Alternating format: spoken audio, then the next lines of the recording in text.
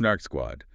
Babes, it's Monday evening. The best and honestly the most chaotic time of the week. Literally. And babes, the margaritas, they are flowing. Oh, heavily flowing. I poured with a very heavy hand tonight. As you should. Because the vibes, Yeah. they are chaotic cozy. And babes, we are officially back in our soft girl delusion. We are so deep in the delusion, I don't think there is a map back to reality. Like the GPS is just screaming, turn left at the emotional breakdown. Honestly, yes. Yeah. Because, okay, we need to be real with you guys for a second.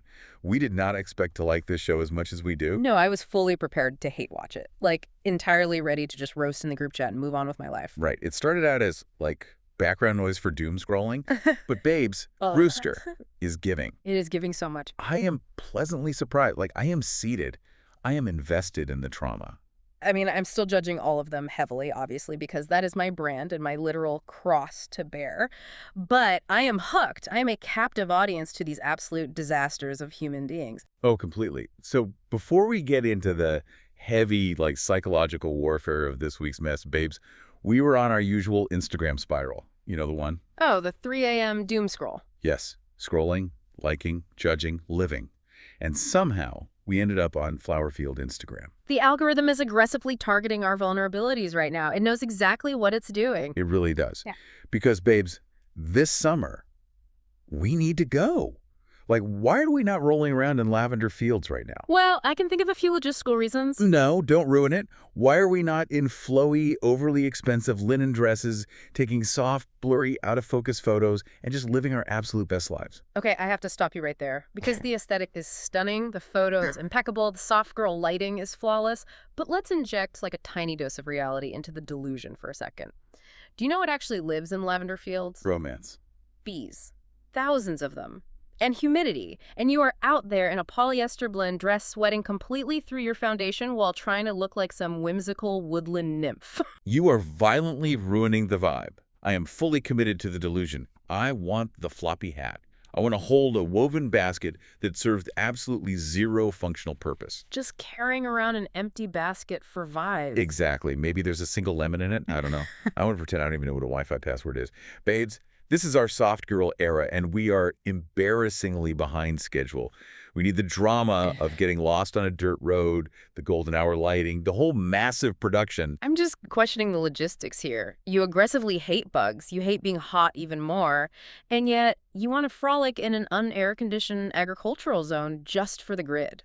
It's a fascinating level of cognitive dissonance. It's not about the bugs. It's about the energy. It's the aesthetic. All we're missing to complete this fantasy is a soft girl summer read. Because we need a vibe. Right. We need to be reading something highly aesthetic while we ignore the bees. So let's debate this right now. Yeah. What is the perfect soft girl summer read? Because I am leaning heavy into Jane Austen energy. Oh, God. Yes. Pride, prejudice, walking across misty moors, yearning in a parlor, just pure romance. Absolutely not. If we are dragging ourselves to a literal field, I want chaos. I want Frida McFadden energy. No. Yes. I want an unhinged domestic thriller, like the husband is secretly living in the walls type of chaos.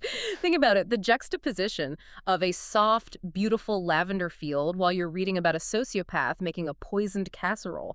That is the ultimate aesthetic. We fundamentally disagree on this. Jane Austen is about the agony of like a slight brush with the hands. It's romantic. It fits the dress. And Frida McFadden is about the agony of a slight brush with death. It's thrilling. The Snark Squad needs to weigh in on this in the comments.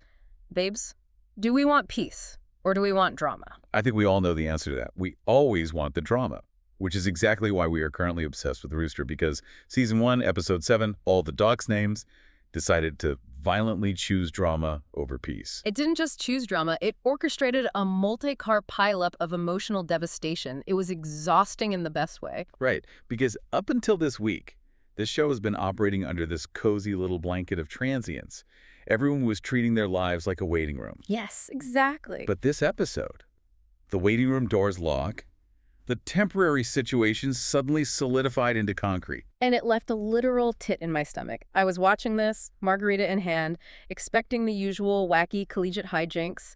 And instead, I felt like I was watching these people slowly realize the house is on fire, but nobody wants to be the first one to admit they smell smoke. Every single character in this hour of television is forced to look at the massive, gaping chasm between what they claim they want and what their messy, chaotic actions actually prove they want. That's the core of the catastrophe here. It's an entire episode about the architecture of human boundaries, who respects them, who demolishes them with a sledgehammer, and the absolute emotional shrapnel that flies everywhere when the walls finally collapse. We have to start with the epicenter of the shrapnel, Greg.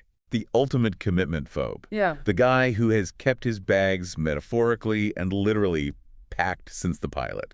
He's been coasting in this highly casual, low-stakes arrangement with Crystal. Which was always a ticking time bomb. Always. And the clock is ticking, right? It's Thanksgiving break. The semester is ending. His excuse to be a transient ghost is expiring. And the way he tries to handle this split, gut-wrenching. I was screaming at the TV. Let's dissect the actual mechanics of this breakup, because it is a psychological masterpiece of avoidance. Crystal initiates the split. On paper, she is the one pulling the plug. Yeah, but the power dynamic in that scene is entirely backward. Because she doesn't actually want it to end. She wants him to panic. Precisely. She wants the fight. The internet was buzzing about this all week, and the psychology is so incredibly common. When you are in a relationship where you feel completely undervalued, sometimes you detonate a bomb just to see if the other person will dive on it to save you. Yeah. Crystal wanted the drama of a conflict. She needed Greg to push back, to tell her she was being ridiculous, to demand that she stay. She wanted a performance of his affection to validate her worth. But Greg, oh my God, Greg just nods. He just passively agrees. He's like, yeah, okay, makes sense. Have a good one. Which is infinitely crueler than screaming at her. It's the ultimate insult. By refusing to fight, he is flat out telling her that losing her does not disrupt his emotional baseline whatsoever. His avoidance of conflict completely overrides any affection he might have for her. And you can see the exact second Crystal shatters. It's so painful to watch. It really is. She realizes she was never a priority. She was just a convenience. The breakdown that follows is so visceral and real. And it's fascinating because Greg thinks he's being the quote-unquote good guy by respecting her wishes and not arguing. Yeah, he's utilizing passivity as a shield. He uses it to avoid the messy work of actual emotional engagement. He thinks he's keeping his hands clean, but he's actually just leaving her to bleed out alone on the floor. And the real casualty here isn't even Crystal. The true heartbreaking collateral damage of this entire mess is Tommy. Babes, when Tommy walked into Greg's seminar wearing those dark sunglasses indoors, I gasped. It is the most classic, tragic, desperate teenage defense mechanism, the indoor sunglasses. It really is. He is literally putting a physical barrier over his eyes to block out the reality of the room. He is trying to hide in plain sight. And then he delivers that line. He stares at Greg through those dark lenses and says that looking at him is like seeing a, quote, snake between two Gatorade trees. Which is such a wild, specific line of dialogue. I had to pause the TV. I had to rewind it. I was like, what is the psychological underpinning of that specific imagery? To me, the Gatorade trees represent this highly artificial, idealized, hyper-masculine sanctuary, like the safety Tommy felt on the hockey rink, or the safety he felt finally having Greg as a stable male mentor. Right. And the snake is the betrayal slithering right down the middle of his only safe space. I look at it slightly differently, actually. For real? Tell me. Yeah, to me, the Gatorade trees are sustenance. They are the nourishment Tommy was desperately seeking from a father figure, like guidance, attention, validation. Greg was providing that hydration, so to speak. Okay, I see that. But the snake reveals that the source of the nourishment was venomous all along. Greg wasn't a safe mentor. He was a predator who slept with Tommy's mom, blew up their fragile family dynamic, and is now just bailing. The boundary between trusted teacher and personal nightmare was completely obliterated. Oh, that is so dark. But it makes so much sense. It obliterates his academic world, too. Yeah. The scene where Greg hands back Tommy's paper, it is dripping, literally bleeding with red ink. He's aggressive. So aggressive. And the only feedback Greg gives is this vague, useless directive to just explore further. It is so harsh that Tommy genuinely considers dropping out of college. And this is where I need to hear your take, because I am furious at Greg. I know you are. I am. I feel like Greg is taking out his own immense guilt on this kid. Greg is punishing Tommy because Greg doesn't know how to handle the shame of dumping the kid's mom. It's projection. I actually completely disagree with you on this. Excuse me. He covered the paper in red ink.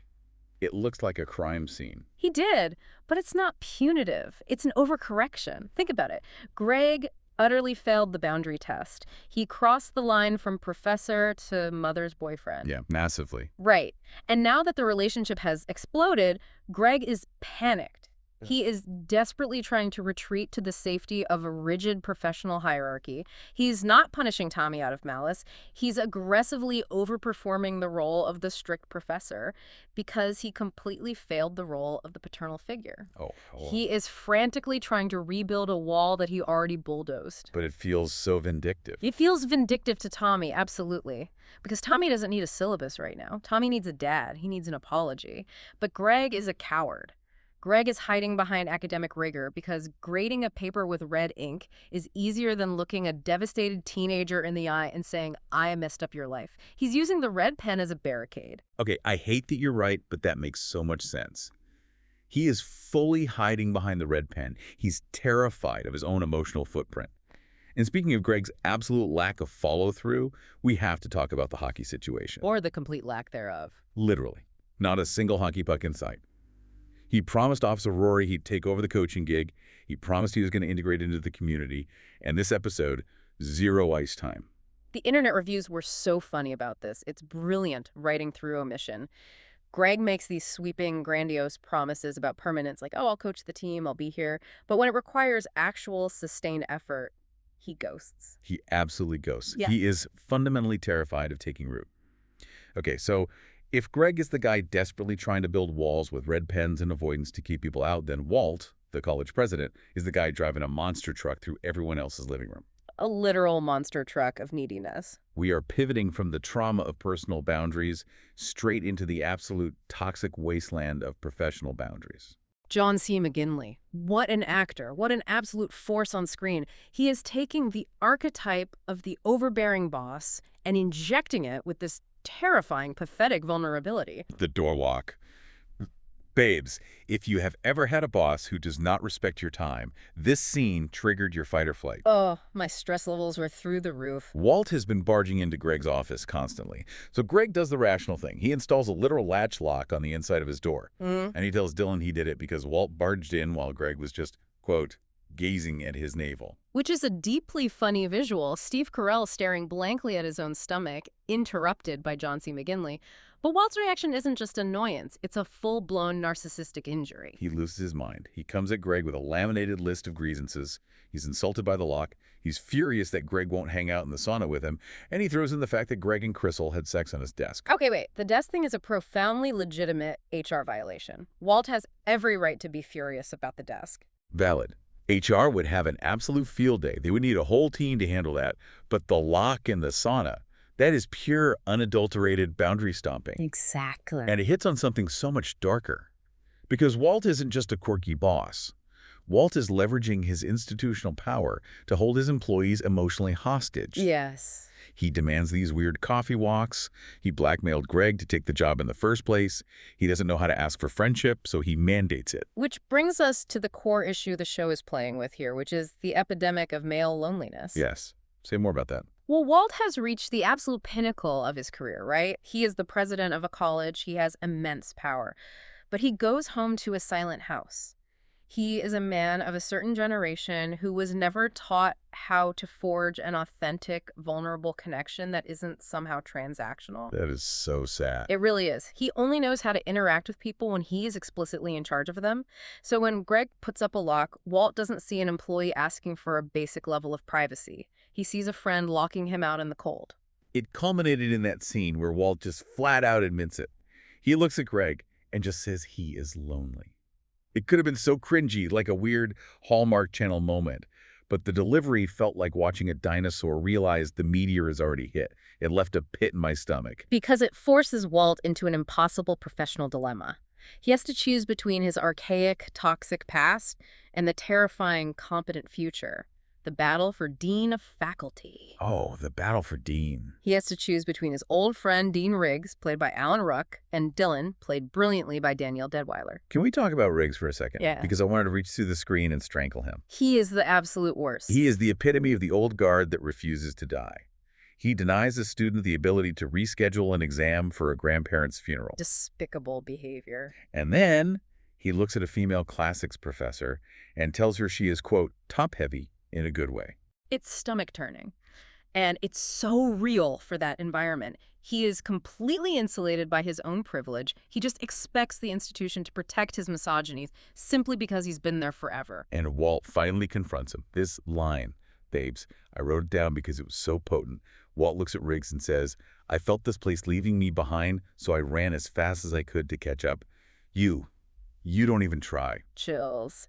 It's the thesis statement for Walt's entire character arc. Walt is acknowledging his own obsolescence. He knows he is a dinosaur, he knows his sauna demands, and his boundary issues are horribly outdated. But he's trying. Exactly. He is at least sprinting on the treadmill, trying to understand the modern world. Riggs is just sitting in a lazy-boy demanding everyone respect him while the world literally burns around them. Keeping Riggs isn't an act of loyalty, it's an act of institutional sabotage. Which is exactly why the women of Ludlow, taking matters into their own hands, was the feminist victory we so desperately needed. Oh, the coup. The coup. Katie, Zoe, and Greg are in the office, talking about the glaring lack of female leadership. When they realize Greg is acting as a proxy for Walt's bad decisions, they don't just argue with him, they stage a digital coup. It was amazing. They take a group selfie. Greg is looking wildly uncomfortable in the middle while the women give aggressive thumbs downs, and they just send it to Walt. It's weaponized group chat dynamics. They bypass the formal hierarchy entirely and use sheer collective social pressure to force the president's hand. And it works, because Katie leverages her own capital with Walt to advocate for Dylan. And the payoff. Dylan getting the promotion, sitting there reading Pablo Neruda's poem, Nothing But Death, with this massive, triumphant, slightly terrifying smile on her face. It was dark, it was poetic, it was absolute perfection. And then we get the ultimate absurd resolution to Walt's storyline. We see Walt and Greg, the two loneliest men on campus, riding electric bikes side by side into the freezing winter air. In their little helmets. It's ridiculous. But it's the exact moment Greg stops treating Walt like a tyrannical boss and starts treating him like an actual peer. They're literally pedaling away from their isolation. It's a great visual metaphor. I love that for them. I really do. But babes, my blood pressure cannot stay low for long. Never. Because while Walt is out here doing the hard work, choosing growth, pedaling his little e-bike toward enlightenment, Archie is actively designing a psychological torture chamber for Katie. Archie, Sunny, and Katie. The love triangle that is single-handedly draining the life force out of the entire fandom. I have never been more exhausted by a fictional man in my life. Archie goes on this massive tactical charm offensive to win Katie back. He shows up at her classroom with her favorite croissants. The croissant. He promises her the witty banter, the daily lattes, the devotion. It is sickening. It's classic love bombing, but let's be more precise here. Because Archie isn't just love bombing, he is acting like a casino architect. Wait, I love this. Explain that. Okay, so a casino architect designs the floor plan so there are no clocks, there are no windows, and free drinks are flowing constantly. The entire goal is to make the gambler lose all sense of reality, so they just keep putting chips on the table. Oh my God. Archie is doing exactly that. The croissants, nostalgia, the inside jokes, these are the free drinks. He is aggressively manipulating the environment so Katie forgets the outside world, forgets the massive trauma he caused her, and just keeps betting her emotional chips on him. But the house, which is Archie's massive, fragile ego, always wins. Oh my God. That is exactly it. That makes so much sense. He keeps her at the table until she finally pushes all her chips to the center. That scene at the stairs. Devastating. Katie has held her boundaries for so long. She has resisted the free drinks. But finally, the casino logic breaks her down. She allows herself to hope. She waits her up at the top of the stairs. Her guard is completely down. And what does Archie do when he finally hits the jackpot and wins? He cashes out and walks away. I was yelling. He gives her a sad little wave from the bottom of the stairs and just abandons her. It physically hurt to watch. Charlie Clive's acting in that moment. You can literally watch her ribcage crack open. Because she's not just dealing with the sharp, acute pain of him rejecting her yet again. She is drowning in the toxic shame of having given him the power to do it. That's the worst part. When a toxic ex gets past your boundaries and hurts you exactly the way they always have, you aren't just furious with them. You are violently angry with yourself. You feel stupid. It's the sheer devastation of recurring disappointment. And the only person in this entire show who is immune to the casino is Mo. We love Mo. Mo sees the fluorescent lights and the rigged slot machines. She remains aggressive. Stupid croissants. Mo is our avatar in this universe. She is the Snark squad incarnate. Mo is the only one playing with a full deck. Which leads me to the massive debate we need to have. The group chats are on fire right now. The internet threads are calling Archie a manipulative crap bag and claiming he is entirely irredeemable. People are comparing him to Jamie Tart from Ted Lasso. I saw his comparisons. But here is my question to you. Can Archie actually be redeemed? Because right now, I want him to hit rock bottom. I want him to lose Katie, lose Sonny, and just have to sit in his own miserable mess. Okay, here's the fundamental difference between Jamie Tart and Archie, and why redemption for Archie is a nearly vertical climb. Tell me. Jamie Tart used his arrogance as a shield. He was protecting himself from an abusive father. His toxicity was a defense mechanism to keep people from hurting him. Archie is different. Archie's manipulation isn't a shield, it's a net. A net. Yes, a net. Archie intentionally casts out vulnerability, charm, and nostalgia to trap people. He traps Katie to feed his insecurity. He needs women to orbit him so he doesn't have to face his own emptiness. That makes me sick. Right. Redeeming a character who hurts people accidentally because they are wearing a spiked shield is one thing. Redeeming a character who intentionally weaves a net, captures someone's hope, and then drops them on the concrete for sport, that requires a total teardown of his psyche. The writers can't just give him a sad backstory. He has to face actual catastrophic consequences. And right now, he is just evading accountability. A shield versus a net. Yeah. Babes, that is profound. He is throwing nets. And the reason he suddenly dropped the net into Katie at the stairs wasn't just a random whim. It was triggered by the sudden, chaotic arrival of a legend in his other life. Jim O'Heir. Jerry Gergich. Or Gary. Or Larry. The internet completely lost their minds when he showed up on screen. He plays Fred, Sonny's dad, and the casting is pure genius. It's an incredible injection of comedic relief right when the episode feels like it's suffocating under its own emotional weight. The interaction between Fred and Greg is just gold. It's so good. Fred is a massive fan of Greg's books, and Greg is doing his usual aloof, pretentious writer thing. But then the realization slowly dawns on both of them. They are forever linked because their daughters are both romantically involved with the absolute worst men on the eastern seaboard. They are bonded by the trauma of their daughter's terrible taste. But Fred isn't just there to be the funny sitcom dad. He delivers the line that completely derails Archie's casino operation. He looks at Archie and tells him to give himself over to the process of the baby. Which pushes Archie to finally stop running and attend an OB-GYN appointment with Sonny.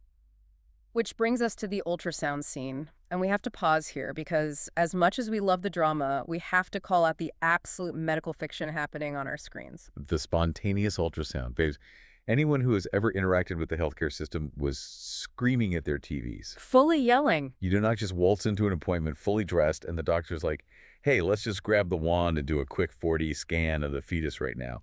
No prep, no gel, no waiting room. It's pure television delusion. It is functionally impossible in the real world. But as viewers, we just have to accept the narrative shortcut because the emotional payload of that scene is massive. Archie looks at the monitor and he sees his own chin on the baby. Yeah. It takes this abstract, terrifying concept of fatherhood that he's been running from and turns it into a living, breathing reality staring right back at him. Phil Dunster plays that realization perfectly, by the way. You see the panic morph into this terrifying awe. But babes, this scene also cracked open a massive structural issue with the show, and the internet is fully divided on it. Oh, the backlash is real. Because while Fred is pushing Archie, Fred's presence also drops a massive piece of backstory for Sonny. Yeah. She is adopted. Which is a huge narrative bomb to drop in episode 7. Too late. It was way too late. Suddenly, her absolute ironclad refusal to terminate the pregnancy, despite having an affair with a married man, despite her career being completely stalled, despite everything, it finally makes sense. Yeah. She is craving a biological connection. She wants to literally grow a family because she feels disconnected from her own roots. It's beautiful, but why are we just learning this now? Because the writers withheld it for a late-stage twist. And in doing so, they completely sacrificed the audience's empathy for Sonny for the first 6 episodes. And the threads are absolutely brutalizing her online right now. Let's read the receipts. One commenter called her a frustratingly passive cipher. Another called her a straight-up loser. And honestly, I get it. Because let's look at the actual facts. What decisions has Sonny actually made on camera? Very few. Like, almost none. She is the inciting incident of the entire series because her pregnancy brings Greg to the college, but she operates entirely as a passenger. Literally. Walt secures her job interviews. Yeah. Her roommate Mo acts as her attack dog against Archie. Even the affair, the most scandalous part of her entire story, happened entirely off-screen before the pilot. She is just buffeted around by the decisions of men. And now her dad has to fly into town to force her boyfriend to go to the doctor. She has zero agency. By the time they finally give us this poignant adoption backstory, the audience is already suffering from passivity fatigue. We've spent weeks watching her just let things happen to her. It creates this massive tonal whiplash. You have Greg, Walt, and Dylan starring in this nuanced, highly sophisticated indie drama about aging, boundaries, and institutional failure. Right. And then the camera pans, and suddenly we are in a CW teen soap opera where people are throwing croissants and having secret babies. The architecture of the show is buckling under the weight of these two entirely different genres. It is exhausting. But honestly, that's why we're obsessed. The chaos is the point. Okay, babes, we need to transition to our favorite part of the evening. It's time to break down the superlatives of the episode. Segment 1, Unexpected Obsession. Who surprised us the most this week? I have to give it to Dylan, hands down. Oh, absolutely.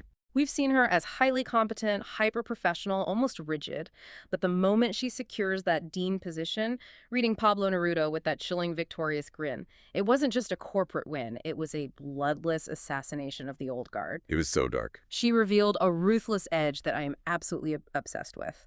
She didn't just want the job, she wanted to bury Riggs. And she did. I'm terrified of her, and I want her to mentor me. Okay, segment 2, Soft Girl or Hard Pass. Who is living the soft girl aesthetic and who is an absolute hard pass? Archie is the hardest of passes. He is a walking red flag wrapped in a bakery box. Do not let him into the field. Agreed. But hear me out. Walt is desperately trying to be a soft girl. Explain. Okay. Walt wants the aesthetic of intimacy without the work. He wants the sauna hangouts, the coffee walks, the easy camaraderie. He wants the blurry golden hour friendship. But he's going about it by enforcing HR mandates.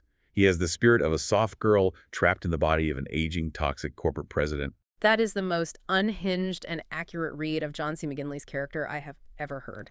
I would say Katie is the only one actually trying to live the soft girl life, waiting on the stairs, hoping for the romantic gesture, and Archie absolutely destroyed her for it. Hard pass on Archie forever. Moving on to segment 3, most chaotic moment. We have to call it out. We have to relive it. The group selfie, hands down. Yes. The digital coup. The sheer audacity of Katie and Zoe flanking Greg, who looks like a literal hostage, and sending a thumbs-down picture directly to the president of the college to protest a high-level administrative appointment. It's insane. If you did that in the real world, you would be fired before the iMessage even said delivered. The chaos of weaponizing a selfie to dismantle institutional misogyny is peak television. It was so deeply unserious and yet completely effective. I gasped. Finally, segment 4. Who is playing the game best? Strategy versus vibes. We already said her name, but it bears repeating. Mo. Mo is the undisputed champion. She sees the entire board. She isn't blinded by Archie's casino tactics. She isn't wrapped up in the academic politics. She sits on the couch, observes the absolute feral behavior of her roommates, delivers a cutting, sarcastic one-liner, and goes about her day. Strategy-wise, she is untouchable because she completely refuses to play. Mo is the only one surviving this season with her peace intact. She is our hero. All right, babes. The margaritas are mostly ice at this point, and the delusion is starting to wear off. The boundaries have officially been established. The red pens are out, the locks are on the doors, and the casino is temporarily closed. We have survived another week of emotional warfare at Ludlow College. But the real questions remain. Snark Squad, I need you in the comments, in the DMs, in the group chats. Are you currently in your soft girl era? Because if you are, I need tips on how to avoid the bees. What unhinged domestic thriller or wistful Jane Austen romance are you reading this summer? Tell us if you think Archie is a net-throwing sociopath or just a misunderstood boy with a croissant. We will be judging your answers accordingly. And babes, are we booking the flower field trip or not? I need to know if I'm buying the floppy hat. I will only go if there is aggressive air conditioning in the rental car. Deal. Snark Squad, you know what to do. Rate, review, subscribe. Send your messy, chaotic submissions our way. Send this to your softest, messiest friend who needs an intervention about their own toxic ex. We love you guys. Thank you for spiraling with us. Stay shady, stay iconic. And we'll see you next time, right here on the Snark Side.